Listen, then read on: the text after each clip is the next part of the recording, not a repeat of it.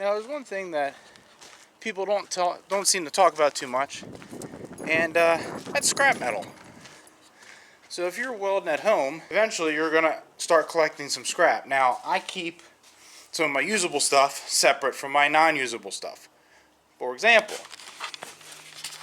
I have a small bucket of usable things right here that are relatively new and fresh and not beat up. I've got that drum of not usable things or just stuff that I'm gonna waste too much time on. Now, the reason why I bring this up is because not a lot of people talk about it, and it's not a big deal, but it is something because you're spending money on this stuff. So why not get out as much as you can? So if you're new to welding or welding at home, or you're trying to learn a little bit more, save your scrap. You're not going to get a lot of money out of it, but at least you're not throwing it away. So I'm going to show you guys the process of doing that. Now, the biggest thing is you got to find a place that takes scrap steel. At least up here in the Northeast, there's a lot of places.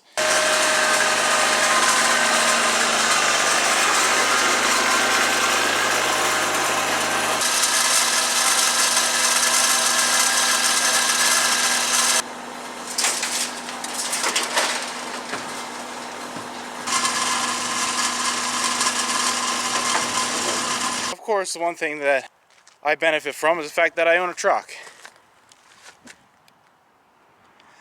You don't need it, but it certainly helps. You can take more at once and get a little bit more money out of it. But you can also throw stuff in the back of your sedan, get a cargo rack. The important part is you don't throw it out.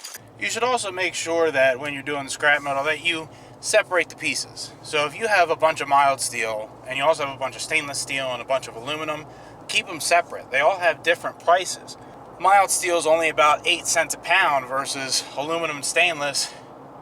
Well, honestly, right now I don't know what they are, but it's a lot more. So if you can, keep them separate. But it's also important to note these scrap yards also take appliances. So I have an old heater in the back. Some of them take refrigerators. You just got to call them first. Old washers, old dryers, dishwashers, you name it. If it's got metal in it, they want it, and they'll pay you for it. Let's see what we got. 53.60, 53.80.